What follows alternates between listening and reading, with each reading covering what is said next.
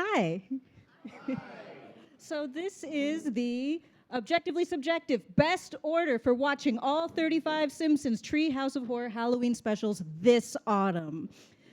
More readable version with the first of many That's gifts. the problem with the Simpsons font. It's not super legible, but who are we? I'm Megan Moten. And I am Michael Ferstenfeld, and together we are married. married. And so, like a lot of couples, we share our traditions between us. And one tradition that I began when I first moved to Austin many years ago was that leading up to Halloween, I would watch every single Simpsons Treehouse of Horror in chronological order, ending with the newest one on Halloween day or night, whatever. And so when Michael came into the picture, he joined me for that ride. And we have turned it into a whole thing. A thing that you're now a part of. You're welcome. But as was mentioned, The Simpsons first appeared as a segment on The Tracey Ullman Show. That's right. On April 19th, 1987, which turns out to be 333 days before you were born, which is 666 divided by 2.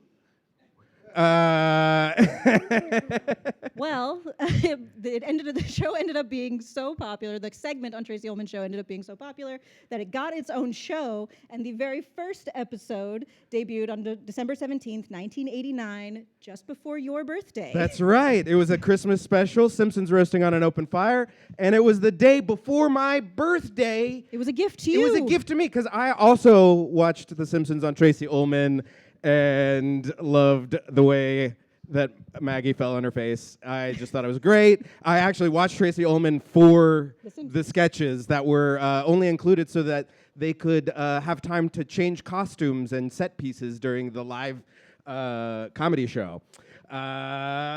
So, you know, what do these numbers mean? Nerds! We are a couple of nerds. We enjoy our media. Yeah. But more than anything, we enjoy a good list. Yeah, and numbers are important, you'll find out. So what is a Simpsons Halloween special? Well, starting in season 2, when The Simpsons was renewed, they had that renewal money, and they were able to produce more robust episodes, including the very first Simpsons Halloween special, not a Treehouse of Horror, just the Simpsons Halloween special on October 25th, 1990. They did not officially start calling them Treehouse of Horror until the 13th Halloween special in season 14. The 13th! And so these specials are non-canon, parody-rich anthologies with framing and sometimes interstitial bits. What does that mean? Well, non-canon just means it's not a part of the usual story continuity. They can do whatever they want. And the rest of it, well, we've done a diagram. So if you were to X-ray the Treehouse of Horror, this is what you would find inside. Yes, the skeletal features. Beginning with an intro. A regular episode of The Simpsons has an intro, but this will have a Halloween-themed intro leading into the classic couch gag. Not always. It's a decision point for the writers. They don't always include a couch gag. Then into 3 sketches. This is the only mandatory part of this. Everything else is a little ephemeral. But they sometimes include interstitial bits between the sketches, and then sometimes we'll do an outro sketch, just to say thanks for watching. But sometimes they just end it at the end of sketch 3, you know? Easy out. So, excuse me. Why are we doing this? We've already established that we are nerds. So that's an inane question. Yeah. But what we have found through years of research is that if you do decide to watch all now this year 36 Simpsons Halloween specials, you are going to have a bit of a bumpy ride in terms of quality. Every episode can't be the best episode. So from year to year, the quality is going to be a little more rough. Yeah, it's bumpy. It's a bumpy ride. It's going to be a rougher roller coaster than necessary. No. So what we have done is create a system that produces the smoothest possible experience. One might even say a super happy, fun slide of enjoyment that just amps up. And as you get closer and closer to Halloween, you just culminate in spooky Halloween Simpsons fun. Yeah, smooth the ride straight to a terrifying Don't end. worry about where the slide goes. Well, this is where it went for us. So in 2019, we started an Excel sheet on your laptop. In 2020, that was transferred to a Google spreadsheet so that we could collaborate more easily and link to everything. And we filled it out pretty good in 2020. Let's keep going. In 2021, you guys know what was happening in 2020 and 2021, so we took this project a little more seriously because we had a little more time on our hands. We busted out the graph paper and went analog and decided we developed a set of criterion for our early grading systems. We were so naive. We thought it could fit on this piece of graph paper. And so you can see we started with a very simple system. Okay, we watched 1, we watched 2. Did we like 1 more than 2? Yes. Watch 3. Did we like 3 more than 2? Yes. Did we like it more than 1? No. And so on. And we started with like a kind of a 1 out of 3 scale, like ratio of sketches enjoyed. Was the couch bonus worth more or something? Was there a cohesion bonus? But that was just the beginning. And then this became second sheet of graph paper that we got through all of the episodes at that year in 2021. You can only kind of see it here, but these numbers here, this is an argument. Oh, that's the beginnings. It's in pencil. It's in pencil. You can tell because it's in pencil. It's the beginning of an argument that continues. The following year. So now, having created an order to watch these in, we proceeded to watch them Like from, five at a from our time. least favorite to our most favorite at the top, and every one of these arrows is an argument that put our marriage in jeopardy. Yeah. Yeah. Streamed live to twitch.tv/makeeverymedia. I mean, this one was crazy. 28 dropped from like Number 6. Oh, but it was 5 at the time. 5 all the way down to the bottom. It's the worst one. So how did we miss that the first year we watched it? I don't know. And then you can see 33 came in at the end of this list, and yes, that was the top of the graph paper. So, next slide. We'll see what happens after that. So the system that we've established, watch them all in order, rank each episode, vibes, out of 3, letter grade, whatever system floats your boat. Then next year, you rewatch them in your ranked order, reevaluate every single year and every single episode. And you ask yourself, is this Treehouse better than the last? Each episode, just plumbing the depths of like your own enjoyment. Start with vibes, but if that's not enough, you can take sketch versus sketch. For instance, there's often 2 monster sketches, so pit them against each other. Homerzilla versus King Homer. And if that's not enough, then we've figured out that there are actually some pivot zones in this ranking system.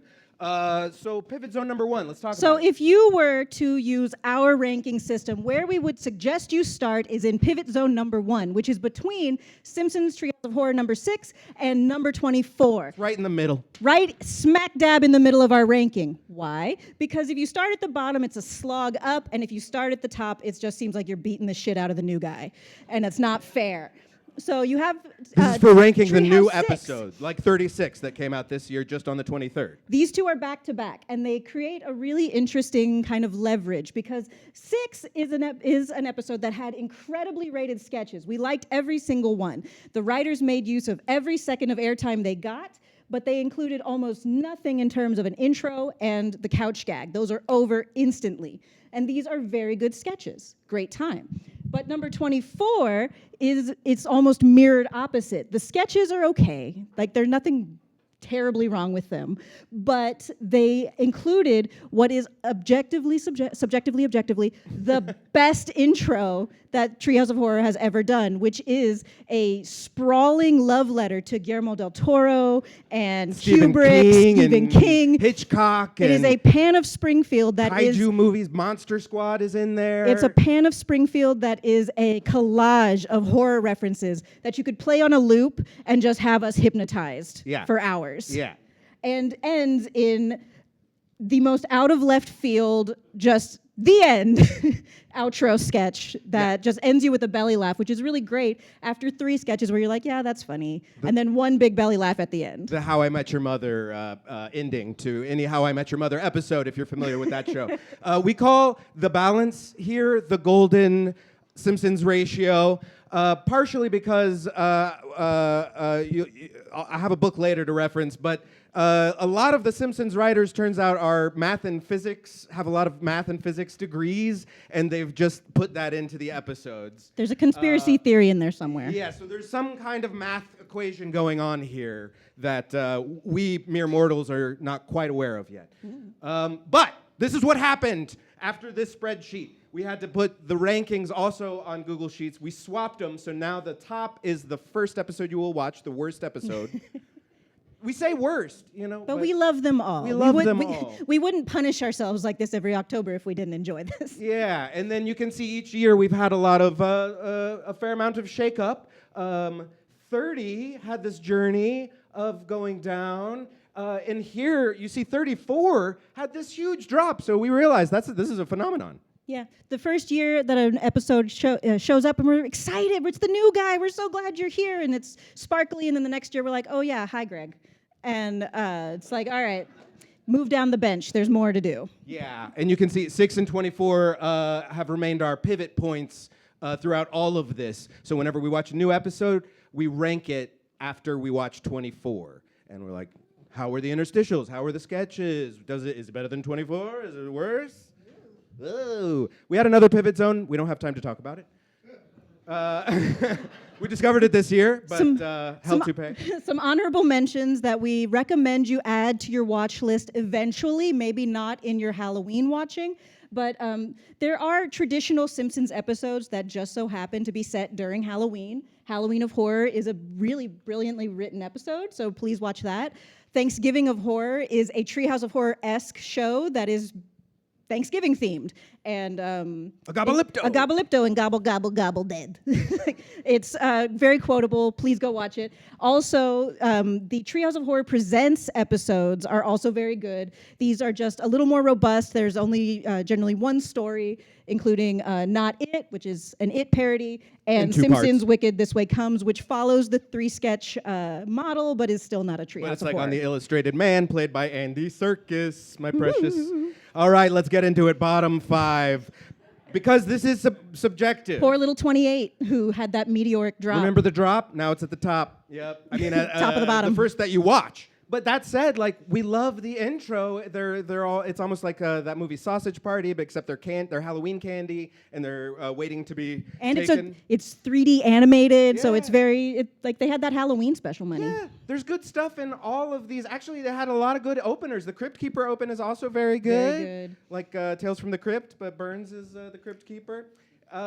So why do we rank these as the worst? Because we've got weak little tummies and they're gross. Yeah, we call it the gross point blech. Which generally focuses on, is Homer eating something he shouldn't?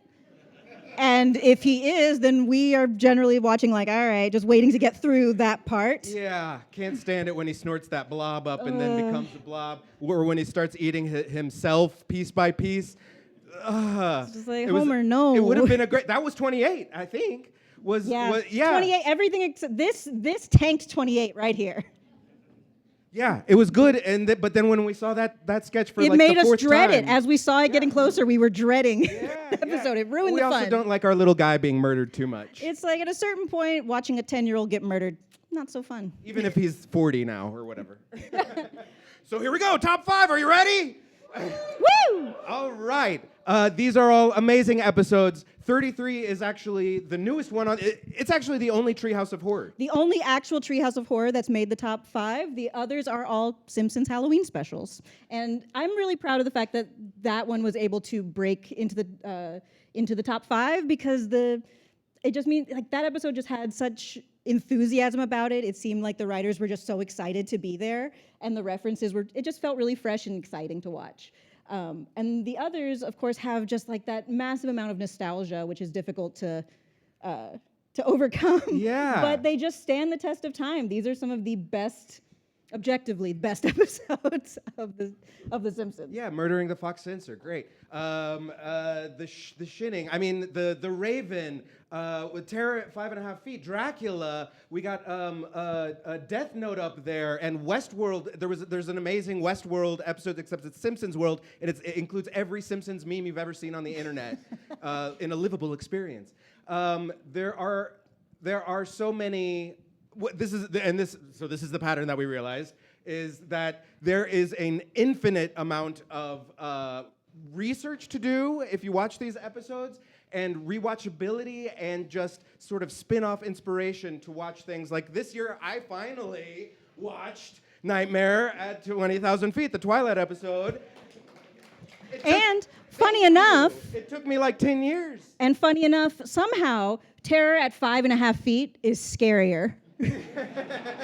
Because, I'm sorry, but a guy in fuzzy pajamas, not as scary as a little smiling gremlin. And does anybody know who this fella is? Yeah. Shatner. He was having a bad day. He was having a real bad day. So the other thing that we realized in our top 5. Quotability. I mean, yeah. Because I bet you can hear this. Who can hear this quote? There'll be a chance to say it later. It's some of these quotes, some of the things that these writers have put out into the world have cemented themselves in our brain. They have changed our lexicons. They have certainly affected our marriage. Yeah. For the good. Because there are certainly things that we say now that we wouldn't, there's no way we would ever have said these things otherwise. Yeah, 30 seconds. Yell out one you can see that you love. That's the best one. Thank you. All right, that's enough. You live in the crab These are nebula. some more readable quotes. This is the one that. Oh, yes. Yeah, this has actually like affects our marriage on kind of a weekly basis when we have some crazy thing to go to. You have fun at your crazy sounding thing. And you have fun at your preposterous event. Love ya. And Whippy is amazing. And Kaiser Wilhelm, yes. Yeah. His famously quoted Kaiser Wilhelm, whippy yippee. Yes, the cowboy Kaiser Wilhelm. And here's your problem. Someone set this thing to evil. Zoom. Okay, well, this is not the whole presentation. This is just us now. So just to let you know that we're not Crazy. too off base here. Our pal data analyst guy Will Grindle did a meta-analysis of 10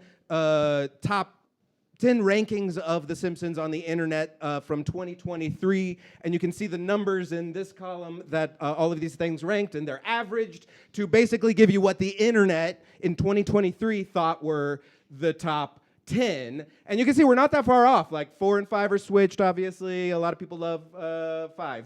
1 drops for the internet for some reason. The nostalgia factor wasn't enough. But important for you to know is that the internet has been taken over by AI slop, so we need each of you to get on the internet, create a blog, watch every single Simpsons Treehouse of Horror, make an objective ranking of your own, because we gotta take the internet back for humans. That's right. That's right. That's right. And yeah, a part of the problem is like the 33 didn't end up on theirs because 23 is supposed to be 33 there. Whoopsies. Because not many lists on the internet have ranked 33, so it just didn't have a chance. But we need you. That's why we need you. That's why we're doing this. We need more data. Otherwise, I might go crazy. Don't mind if I do.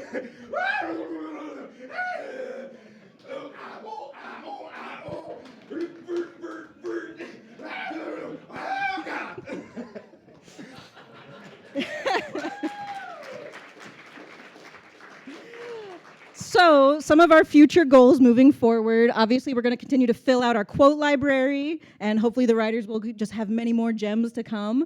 A goal for next year that we're hoping isn't too ambitious is that we want to see how these episodes, these sketches, rank individually when they don't have each other to lean on, when they don't have the interstitials to prop them up. How does every single sketch stand up against every single sketch? But that also means we have to find a way to, like, I don't know, rank all the interstitial stuff. Yeah. So separate bracket. Yeah, that's that math stuff. We'll get into it maybe. And the other thing we're thinking about is, like, have we compromised so much in our rankings, in our debating, that this list is not objectively. It's a giant compromise? Yeah. What are we, married? Okay, all right. I guess it's okay then.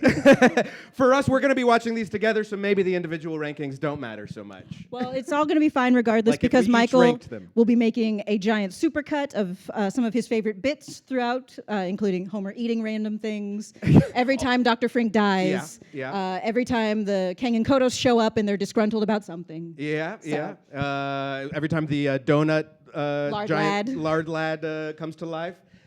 Some further reading, if you're interested. This is the book I was talking about, The Simpsons and Their Mathematical Secrets. You can learn more about all of the little math jokes that they inserted in all of the episodes. Also, Bart Simpson's Treehouse of Horror comic books. There's a lot of those, a lot more adventures. And of course, Matt Groening has a whole universe of other media that he's produced, including a cartoon book, the Big Book of Hell, and Life in Hell, is that what it is? Yeah, Life in Hell, yeah. Disenchantment, Futurama. And they're all intertextual too. So that, like, this guy appears in a Treehouse of Horrors, or Lucy, I think, appears in a Treehouse of Horrors. That bunny is a All over the reference place. to Life in Hell. But the best thing that we've discovered this year was The Simpsons Treehouse of Horror Halloween Countdown Calendar. It's an advent calendar for yes, Halloween. which is very special for me as a Jewish man because I've always been very jealous of the Advent calendar, and I'm doing it now. We're on. You're we're doing on- it, I'm Michael. doing You're doing it. We're on day 23, and there's a little Mazel. gremlin from Terror in 5.5 Feet. It's great. It's so good. There's so many fun little references. Okay. That has is been the objectively subjective best order for watching all 36 Simpsons Treehouse of Horror Halloween specials this autumn. You can see the ranking. I believe we have made the ranking available. Yeah. If you would like to see. Yes, at this website, you can see it's very basic right now, but a part of signing up for this talk was to finally force me to make our listicle. Right now it's just a list, but maybe it'll be a cool next year by the time Halloween comes along. But if you want to check out our full 2025 rankings, you can go to that site. That QR code will lead you to our Make Every Media link tree. That's where we will probably stream our fight this year over where 36 belongs. It's not looking good. Hey, don't spoil it for No, I mean for us. I mean for us. For us, it's not looking good, yes. But I think our marriage might survive. But yes, Make Every Media, we do. We're on Facebook, we're on YouTube, we're on SoundCloud, we're on All the Twitch, places. we're on Bandcamp. That's our talk.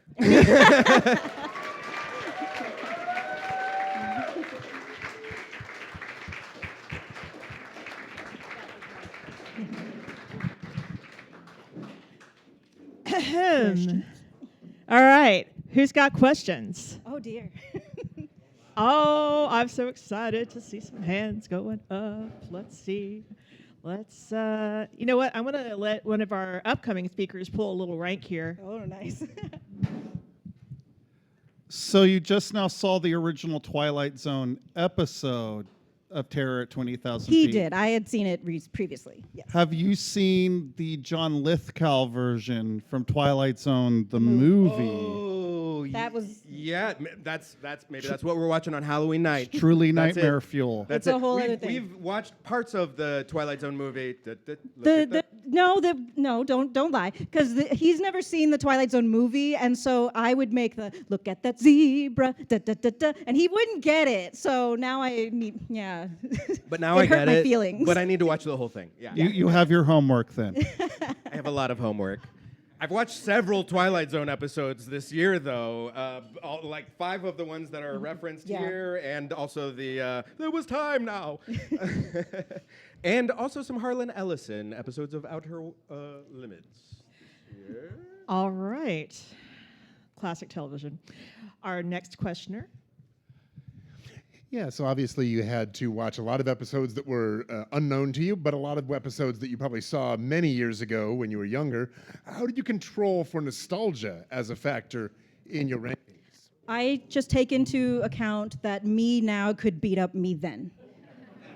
And so I think it's funny because there are episodes that I've watched that I hated, previously, like Homer Cubed. It's not that it's bad, it's just it wasn't my favorite. It, like, didn't really feel, I never felt like it went anywhere. But as I've watched it repeatedly, I've gotten more fond of it, so I've actually been kinder in my rankings as I've gotten older. So That's a little bit of the wear we have on each other, because I think I love that episode, and I saw it when it came out, and I was like, whoa, 3D. All right, next question. Thank you for your talk. I think your incredible levels of enthusiasm oh, hi. might answer this already, but how do you account for the Simpsons fatigue factor whilst we're watching 35, 36 episodes every year? Do you not reach a point where the Simpsons itself tires you, or is that the point of having an improving? Can you explain that process? We watch Over the Garden Wall. As a palate As cleanser. a palate cleanser. So earnest, so sweet. But I think it's also helpful that, being perfectly honest, we don't watch The Simpsons at any other time of year. So it's almost like I'm vegan all year, and then I just go to town on some barbecue in October. And so it's like it balances out. Yeah, and I try to take an opportunity after we watch the Treehouses of the evening, like we do 3 at a time these days. And then I will watch like some of the newest season to prepare for. Just see what the writers just to see are in the how mood. it's going. Like, who are these Yeah, guys? Who yeah. are these guys? All right, I have a question. I'm going to pull my own rank, I guess. You mentioned a second pivot point that you couldn't talk about for time. Would you like to talk about it now? Oh, we can certainly. So we have that first pivot point that is right in the middle. That's really helpful for where we introduce new episodes, because that kind of gives them a trajectory, whether they're going to rise in the ranks or kind of fall a little flat. But our second pivot point only emerged this year, and Which started as a fight between 9 and 12, because 9 was 9 went up a mark this year. 12 went down a mark. and it took us arguing about 34 for that to happen. Right, 34 had the big drop, if you remember, and it landed right in between 12 and 9. And so moving forward in the future, this is going to be helpful for an episode that, like, say we immediately know that this isn't going to be a super high ranker. This gives us a second point of entry for any new episodes. Yeah, so and basically it happens about every 10 episodes. So it's we're looking at, you know, the 18th in the rank and then the 28th in the rank. So about every 10 episodes there is a A kerfuffle. a kerfuffle. Thank you for using the word kerfuffle. All right, so let's see other questions. Do we have any from over here? Did I miss anybody? All right, cool. All right, we're going to go over here. The sound booth had a question. Okay, we'll do that after you first. Do y'all ever go to Moe's Tavern on 11th Street? And if so, what do you think about it? I've never been. I didn't know it was a thing. Is it? Nickel City decorates each year as Moe's Tavern. Oh, Cool. good to know. Thank you. Nerd Night After Party at Yeah. Nickel City. All right, Jacob, what you got? This might be a prelude to next year that you hinted at, but what is your favorite story and otherwise bad episode? I think, without a doubt, if you want to go back to the other pivot, Nightmare on Evergreen Terrace. It is groundskeeper Willie as Freddy Krueger. I think that is my favorite sketch of the entire franchise. Oh, nice. It is. It's so simple. It's really simple, but it's creative. And it just ends with like the most dry humor that just did me in. Yeah, and you know, I mean, there's certainly some of that in our pivot points, like House of Wax. I really love. It's Pierce Brosnan as a sentient house, like Cal, a That little falls bit. in love with And Marge. he falls in love with Marge, and it's actually Pierce Brosnan, and it was just so interesting to have 9 overtake it with Hell to Pay. But it's a classic. It's hard to. That's part of that nostalgia thing, like. Because it's one of those. It's like bulldogs are so ugly they're cute. It's like some Yeah. of these episodes are so bad they're amazing. Yeah. And Whiz Kids and Hex in the City were so sort of whatever that the power of Hell to Pay and its source materials in things like Idle Hands really, and Terror of Tiny Toon, them getting sucked into the TV. I actually started watching Stay Tuned again this year because of that one. Did that actually answer the question? I don't know. I don't know. Did we answer the question? What was the question? We answered the question. We answered a question. Oh, what's the best story in an otherwise bad episode? Was the question. Oh, man. So I mean, for that, I mean, honestly, I got to refer to the spreadsheet for that. So. So we have to look for a bad grade. The diving bell and the butterball is interesting, where Homer becomes paralyzed and writes a novel inside his head. Like the diving bell and the butterfly. Looking at like some of the worst ones. Oh, you know what's great? Sorry. It's not Nightmare on Evergreen Terrace. It's what is it? Oh, it was down there. Nightmare on Elms Street. It's a spoof of The Happening, where all the trees in Springfield come to life. Yeah. But it could have been something. That's a good one because that's like that one ranked pretty. That's on our bottom 5. But that sketch is good. It could have been. Could have been. There was something there. And there's a lot of little Vincent Price bumpers in that one, like interstitials that are nice. That's nice. But they get dragged down by the rest of the episode. Usually with Homer eating something wrong. So I feel like that is going to be a follow-up Nerd Night talk where you do like the segment by segment. That is my wish list. But do we have any final wrap-up question? I've got somebody over by the bar. I hope you have an awesome question. No pressure. Everybody's looking over here, Kevin. I'll try. So I have to ask, given that your brand is Make Every Media, do you have any plans to make your own Treehouse of Horrors episode? I mean, in many ways, everything I make is a Treehouse of Horrors episode. The classic improv format, The Herald, is basically a Treehouse of Horrors episode. When I make shows and when I make movies, I want there to be like lots of different segments, and I care more about the structure than the content.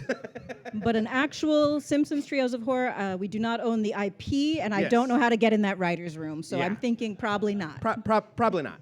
Probably not an actual one, but maybe But if someday. anyone has Matt Groening's number, Yeah. Maybe the gentleman standing next to you can provide some cartoons for us to animate. All right. I think that is a good ambition to end on. Let's give them a round of applause. Thank you.